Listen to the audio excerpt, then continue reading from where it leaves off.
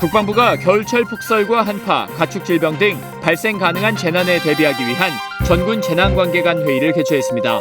군은 재난 발생 시 군사작전에 준한 적극적인 피해 복구를 펼치기로 했습니다. 국방TV가 개국 11주년을 맞았습니다. 군과 국민을 잇는 가교 역할은 물론 장병들의 정신전력 강화에 힘쓰고 있는 국방TV의 현재를 짚어봅니다. 유엔 안전보장이사회가 북한의 5차 핵실험에 따른 새로운 대북제재 결의안을 채택했습니다. 더 강력해진 대북제재 내용, 주간 북한에서 자세히 살펴봅니다. 시청자 여러분 그리고 장병 여러분 안녕하십니까? 국방뉴스를 전해드립니다. 국방부가 전군 재난관계관 회의를 개최했습니다. 다가오는 겨울철 폭설과 한파, 가축 질병 등 발생 가능한 재난에 대한 대비 방안이 논의됐습니다. 김지한 기자입니다. 국방부가 1일 군수관리관 주관으로 동계 전군 재난관계관 회의를 개최했습니다. 이번 회의는 국방부 동계 재난대비 지침에 따라 각 부대별로 실시한 대응 체계를 점검하는 회의로 폭설과 한파, 가축 질병 등 발생 가능한 재난에 대비한 대응 방안이 논의됐습니다. 육해공군 본부와 작전사급 이상 부대를 비롯해 국직부대와 군단급 이상 재난 관련 장교들이 참석한 가운데 화상회의로 진행됐습니다. 올겨울 기상 전망과 과거 사례 분석 발표 후 각 군에서 추진한 재난 대비 결과가 보고되고 참석자들의 자유 토론이 이어졌습니다. 올겨울은 평년과 비슷한 기온을 유지할 것으로 보이지만 1월과 2월 북극 지역 제트 기류에 의한 기상 이변으로 폭설과 한파가 예상됨에 따라 이에 대한 대비 방안이 논의됐습니다. 또한 충북 음성 등에서 발생한 조류 독감이 전국적으로 확산돼 농가 피해가 발생함에 따라 각 부대별로 지자체와 긴밀히 협조해 피해가 확산되지 않도록 적극적인 방역 지원이 필요하다는 의견이 제시됐습니다. 회의를 주관한 국방부 군수관리관 박병기 소장은 재난 피해 발생 시 현장 지휘관을 중심으로 군사작전에 준한 적극적인 피해 복구 지원을 실시해 국민에게 신뢰를 줄 수 있는 군이 되줄 것을 당부했습니다. 국방뉴스 김지한입니다. 방위사업청과 국방기술품질원이 공동으로 국방벤처 컨퍼런스를 개최했습니다. 국방벤처의 성공 사례와 발전 방안 등을 논의하고 공유하는 자리였습니다. 윤현수 기자가 취재했습니다. 방사청과 기품원, 업체 관계자 등 전국의 국방벤처 관련 전문가들이 한자리에 모였습니다. 이현곤 국방기술품질원장은 개회사에서 국방벤처센터가 생긴 지 벌써 13년이 지났다면서 그동안 많은 결실을 이뤘다고 말했습니다. 특히 지난해까지 9,600억 원의 국방 매출과 6천여 명의 일자리 창출을 통해 지역 경제 성장에 기여하고 있다고 강조했습니다. 국방벤처센터 이러한 성과들은 그동안 국방벤처센터를 지원하는 자치단체와 그리고 벤처기업 육성을 위한 정책 마련과 예산 지원을 해주시는 방위사업청 그리고 무엇보다도 방위산업 진출을 위해 현장에서 소중한 땀을 흘리고 있는 기업인들의 엄청난 노력이 있었기에 가능했다고 생각합니다. 올해 우수 국방벤처기업으로 선정된 중소업체 2곳이 성과 사례를 발표하는 자리도 마련됐습니다.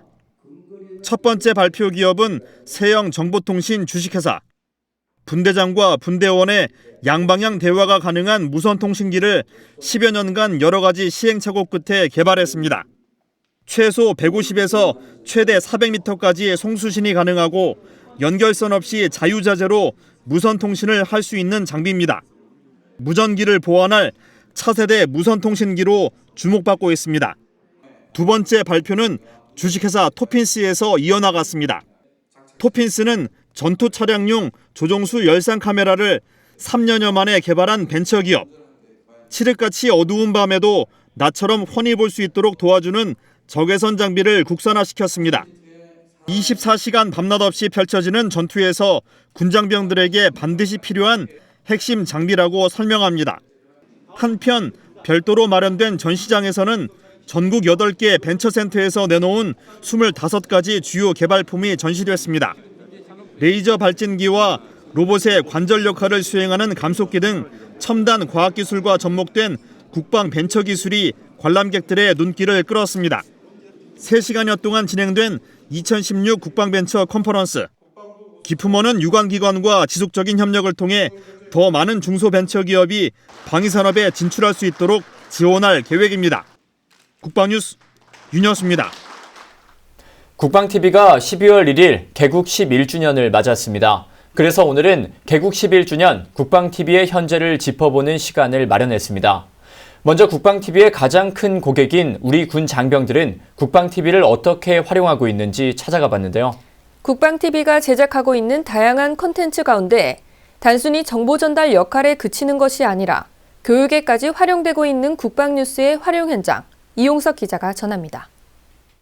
후반기 집중 인성교육기간. 군인다운 성품과 올바른 가치관 함양을 위해 매년 2번 시행되는 교육입니다. 교관은 국방뉴스에 보도된 조혈모 세포 기증 미담 사례를 활용해 교육했습니다. 영상에 전우가 나오자 더 집중합니다. 용사들은 모르는 사람을 위해서 희생할 수 있는 이타심을 배울 수 있었습니다. 후반기 인성교육 시간에 국방뉴스에 나온 좋은 미담 사례를 활용하여 교육을 진행하고 있습니다. 특히 이번 국방TV에 우리 중대원이 나와서 용사들에게 더욱더 교육 효과를 높일 수 있었습니다. 기갑수색대대의 집중 정신교육기간. 다음 달 있을 훈련에 앞서 국방뉴스에 보도된 지난 훈련을 보며 교육합니다. 보면서 처음 하는 선수들은 어게임 차원에서 나머지 애들은 자신감을 붙이는 차원에서 영상 한번 보려고. 뉴스를 보며 당시 부족했던 점은 무엇인지, 앞으로 훈련을 어떤 방향으로 이끌어야 할지 분석하고 고민합니다. 조만간 실시하는 흑표전차 사격 훈련 전에 영상을 보며 교육을 하고 있습니다. 영상을 보면서 교육하니 사격에 대한 이해와 집중, 또한 자신감 고취에 크게 도움이 되는 것 같습니다. 훈련이 처음인 이등병은 국방뉴스를 활용한 교육이 도움이 됐다고 말합니다. 말이나 사진으로만 교육받는 것보다 이렇게 실제로 영상을 보면서 교육을 받아보니까 머릿속에 더 잘 그려집니다. 훈련을 잘 받을 수 있을 것 같습니다. 단순히 보도에 그치지 않고 장병 교육에까지 활용되는 국방뉴스. 국방뉴스는 앞으로도 국가안보와 국민안전의식 제고, 국군 장병의 사기 진작을 위해 역량을 집중할 계획입니다. 국방뉴스 이용석입니다. 국방TV는 국방뉴스 외에도 장병 인성 함양을 위한 많은 프로그램들을 제공하고 있습니다. 부대에서 매주 실시하는 주간 정신교육에서도 국방TV 프로그램이 활용되고 있습니다. 김하영 기자가 현장을 찾아갔습니다. 아침 9시. 저마다 필기도구와 교육자료를 챙긴 소대 장병들이 생활관에 모두 모였습니다. 경계작전 등 필수적인 임무를 수행 중인 인원을 제외하고 모두가 참석해야 하는 장병 주간정신교육 시간이기 때문입니다. 매주 수요일마다 장병들은 국방TV를 통해 정훈교육을 받으며 올바른 국가관과 안보의식을 함양하는 자리를 갖습니다. 영상은 부대의 전 생활관에 설치된 IPTV를 통해 생방송과 다시 보기로 시청할 수 있습니다. 육군 17사단 북진연대 장병들도 이날 어김없이 국방TV를 활용한 교육을 실시했습니다. 방송 내용을 단순히 주입식으로 받아들이는 것이 아니라 소대원들과 함께 자신의 생각을 발표하고 토의하며 사고의 차원을 넓혀가고 있습니다. 또한 주 초부터 분대원들과 함께 예습을 하고 이 과정에서 국방TV를 다시 보기로 시청하는 문화가 정착되고 있다고 부대는 밝혔습니다. 주간정신교육 및 저녁 점호 때 장병들이 자기주도 학습 및 토의형 학습을 하도록 국방TV 프로그램이 잘 구성되어 있습니다. 지휘관 입장에서 정신교육이나 인성교육 때 교육 성과가 높고 본질에 충실한 교육이 되고 있다고 생각합니다. 교육의 당사자인 용사들은 국방TV 프로그램을 잘 활용하면 시사 이슈에 대한 식견을 갖추고 군 생활의 의욕을 높이는 데 도움이 된다는 반응을 보였습니다. 사회에서는 이제 저희가 시사 안보에 대한 개념만 알고 있었는데 이제 국방TV를 통해서 전문 교육 자료나 영상자료를 통해서 저희가 지식을 좀 더 쌓을 수 있고 장병들이 전역을 하고 나서 사회인으로서 다른 사람들에게 자기 의견을 주장하고 설명하는 데 있어서 굉장히 자신감을 가질 수 있게 도움을 준다고 생각합니다. 장병들의 바른 인성 함양과 가치관 형성을 위해 지난 11년간 꾸준히 노력해온 국방TV는 양질의 프로그램 제작을 위해 앞으로도 모든 노력을 기울일 계획입니다. 국방뉴스 김하영입니다.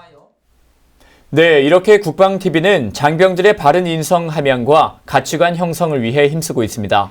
장병들에게 보다 좋은 컨텐츠를 제공하기 위해 제작진은 어떤 노력을 하고 있는지 프로그램 제작 현장도 들여다봤습니다. 오상현 기자입니다. 경기도 양주시 청소년 수련관. 장병들이 즐겨보는 면강특강 녹화 현장입니다. 카메라를 배치하고 무대의 동선을 확인하는 등 이른 아침부터 제작진이 분주하게 움직입니다. 녹화 준비를 마치고 최종적으로 점검을 하는 연출진. 작은 것 하나라도 놓칠세라 확인하고 또 확인합니다. 카메라 팀은 전체적인 거 요거 관리해 주시면 되고요. 지미지도 크게 문제 없죠. 이날 녹화는 특별히 장병들이 직접 강사로 참여했습니다. 제 군 생활은 제 인생의 전환점이다. 이런 말을 하고 싶습니다. 군 생활에서 어떻게 성장할 수 있었고 좌절을 극복할 수 있었는지 제 후임들과 장병 여러분들께 말씀해 주려고 이렇게 하게 됐습니다. 우리 군에는 우수한 인재와 다재다능한 인재들이 많습니다. 그걸 이를 착안해서 유명 강사들이 강의하던 방식을 벗어나서 장병들이 끼와 재능을 마음껏 펼칠 수 있는 장병 특별 강연 프로그램 장병 강연 대회를 기획하게 되었습니다. 심사위원과 방청객이 모두 들어오고 드디어 녹화가 시작됐습니다.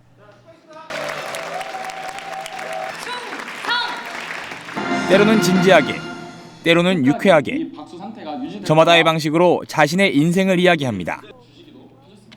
심사위원도 방청객도 진솔한 장병들의 이야기에 귀를 기울입니다. 생활하면서 이제 고민이 많을 수 있는데 이제 선배 장병분들의 이제 강연을 듣고 나니까 이제 공감도 되고 이제 많이 배우는 것 같습니다. 훨씬 더 소통하는 장병들하고 소통하는 프로그램으로 좀 바꾸어 나가려고 전체적인 방향도 그렇게 기획을 하고 있습니다.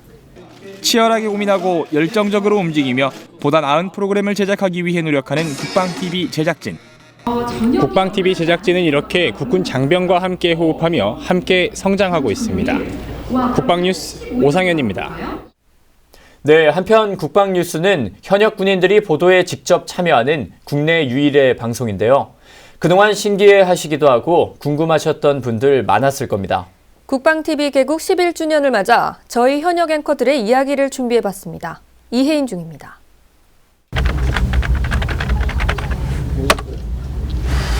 네, 여기가 바로 제가 기사를 쓰는 자리인데요. 육군 남녀장교 2명과 육해공군 해병대 부사관 각 1명씩 총 6명의 현역 앵커들이 각 군의 소식들을 시청자 여러분께 전해드리고 있습니다.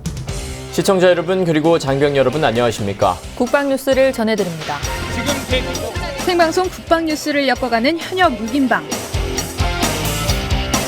뉴스와 각종 프로그램을 이끄는 진행자로 그리고 전국 각지의 부대들을 취재하는 기자로 장병들의 희로애락을 국민들과 함께 나누고 있습니다. 지금까지 국방뉴스를 거쳐간 현역 앵커들은 총 33명. 1기부터 6기까지 사회 각층에서 다양한 활동을 펼치고 있는데요. 안녕하십니까 선배님. 네, 안녕하십니까. 지금 이 정보사령부는 육해공군 해병대 장병들이 같이 근무하는 합동부대라고 생각하시면 됩니다. 제가 그 현역 앵커로서 임무를 수행하면서 여러 곳에 취재를 다녔지 않습니까? 해병대, 육군, 공군, 해군을 포함해서 다양한 그 경험과 직책을 하다 보니까 그 지금 이 합동부대에서 다양하게 그 경험적 요소를 잘 쓸 수 있었던 것 같습니다. 가장 도움이 됐던 부분은 군대에서의 경력을 사회에서 계속 이어서 할 수 있었다라는 부분입니다. A부터 Z까지 그 당시에 제 주변에서 이제 PD님들 그리고 선배 기자들께서 많이 알려주셨어요. 그래서 사회에 나와서 바로 방송을 하는데 정말 큰 밑거름이 됐다고 생각을 합니다. 공영방송 KBS다 보니까 어떤 국가의 어떤 안위나 이런 것들을 생각지 않을 수가 없어요. 그런 차원에 있을 때 특히 북한과 관련된 보도를 하거나 취재를 할 때는 조금 더 면밀하게 그때 당시의 경험을 좀 떠올리면서 하곤 해요. 그래서 상당히 많은 도움이 되고 또 주변 분들도 많이 믿어주신 편이어서 이 국방 뉴스에서 앵커 시절은 제게는 더 할 나위 없이 좋은 기회였죠. 국가의 안보가 위급한 상황에서 떠나보내야 했던 전우들의 소식을 전하는 아픔도 있었습니다. 천안함 피격 사건 당시였습니다.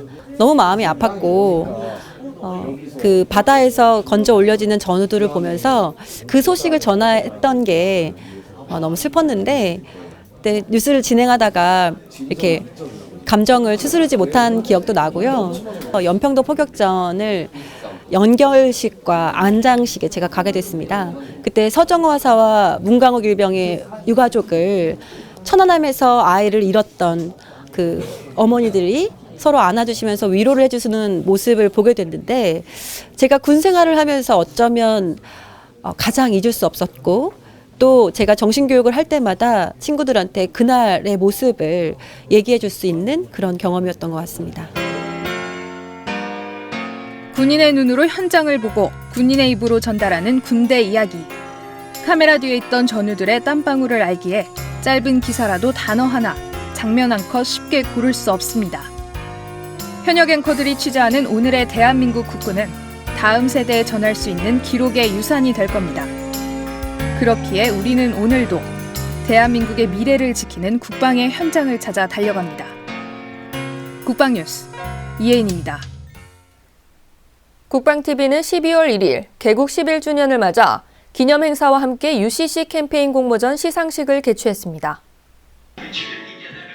국방TV UCC 캠페인 공모전은 군 복무의 가치와 우리 군의 자긍심 향상을 위해 지난 2007년 처음 개최됐으며 올해로 10회째를 맞았습니다.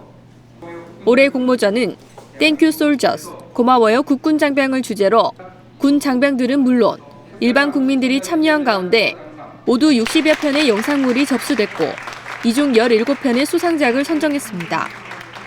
이날 시상식에서 국방부 장관상인 최우수상은 일반 부문에서 명지대 4학년 송은석 씨가, 군 장병 부문에서는 육군사관학교 육사 콘텐츠 팀이 수상의 영예를 안았습니다. 이날 행사를 주관한 권희섭 국방홍보원장은 수상자들에게 축하의 말을 전하고 국내 유일의 국방안보 전문 매체로서 국방TV에 대한 더 많은 관심과 성원을 당부했습니다. 한편 이날 행사에는 국방TV UCC 캠페인 공모전을 후원하고 있는 시청자 미디어 재단 이서구 이사장도 참석해 국방TV UCC 캠페인 공모전이 나라와 군의 중요성을 인식하는 좋은 계기가 되고 있다며 앞으로도 더욱 발전해 국내를 대표하는 UCC 공모전이 되기를 바란다고 말했습니다. 유엔 안전보장이사회는 30일 북한의 광물 수출에 따른 수입 8억 달러 정도를 줄이는 내용의 대북 제재 결의안을 채택했습니다. 안보리의 새 결의안에는 북한의 유엔 회원국 자격을 거론하는 조항이 처음으로 들어갔다고 하는데요. 이번 주 주간 북한에서 신규 대북 제재의 주요 내용과 전망을 이다경 기자가 전합니다. 지난 9월 9일 북한의 5차 핵실험에 따른 안보리의 대북 제재 결의안이 15개 이사국의 만장일치로 통과됐습니다. 결의안 2270호의 허점을 보완해 좀 더 북한 경제에 실질적인 타격을 줄 수 있는 방향으로 개선됐는데요. 그 주요 내용을 정리해보면 대외교육 차원에서는 북한산 구리, 은, 아연, 니켈의 수출이 추가로 금지됐고 일부 아프리카 국가에 만들어줬던 대형 조형물 등의 수출도 금지됐습니다. 외교에 있어서는 회원국들이 국내 북한 외교 공관 직원 수의 감축, 그리고 북한 공관과 외교관의 은행 계좌를 한개로 제한했습니다.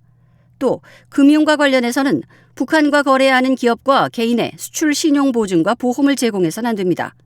북한의 해외 노동자 파견에 대해 강제 조항이 도입되진 않았지만 대량 살상무기 프로그램으로 파견되는 것에 우려를 표하고 회원국에 주의를 촉구했습니다.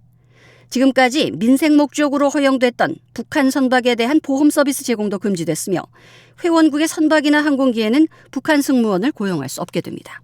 또한 무기 금수와 관련해 과학기술 협력을 할 수 없으며 공학교육 등도 금지됐습니다. 이러한 내용의 새 결의안 2321호는 전문 10개항, 본문 50개항, 5개 부속소로 구성됐는데요. 북한의 주민의 존엄성과 복지를 존중하고 보장해야 한다는 내용을 본문에서 강조함으로써 처음으로 인권 문제를 강도 높게 짚었습니다. 결의안은 5차 핵실험은 안보리 결의에 대한 위반이자 명백한 무시로서 이를 가장 강력한 언어로 규탄한다며 북한의 추가 핵실험이나 미사일 발사 시 추가의 중대한 조치를 취할 것이라고 명시했습니다. 한편 윤병세 외교부 장관은 이번 결의안에 대해 북한에게 고강도의 징벌적 조치를 취하고 강력한 추가 조치를 경고함과 동시에 북한의 핵미사일 개발을 결코 용납할 수 없다는 단호한 의지를 재천명한 것이라고 그 의미를 부여했습니다. 윤 장관은 또 유엔 헌장과 안보리 결의를 상습적으로 위반한 북한에 대해 2270호 결의와 함께 유엔 역사상 가장 강력하고 포괄적인 비군사적 제재를 부과한 것이라는 점에서 또 하나의 이정표적인 조치라고 강조했습니다. 그렇다면 이번 새 결의안에 따른 대북 제재가 강력한 만큼 즉시 그 효과가 나타날 수 있을까요? 강력한 대북 제재안이 이제 결의가 돼서 국제사회가 여기에 동참하게 될 텐데요. 여기에 대한 제재 효과는 하루 이틀 만에 나오는 건 아니거든요. 적어도 1, 2년 안에 이런 제재 효과는 제가 볼 때는 확실히 나오지 않겠느냐. 그러나 새 결의안도 중국의 대북 원유 공급은 제한하지 않고 있다고 국책연구소 관계자는 지적하고 있는데요. 새 결의안도 북한이 숨을 쉴 공간만큼은 열어두고 있는 셈입니다.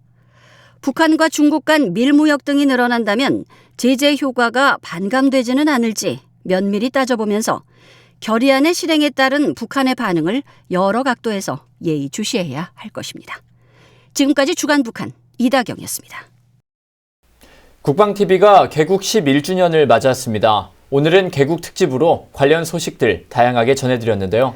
앞으로도 국방TV에 대한 시청자 여러분들의 많은 관심과 사랑 바랍니다. 국방뉴스를 마칩니다. 시청해주신 여러분 고맙습니다.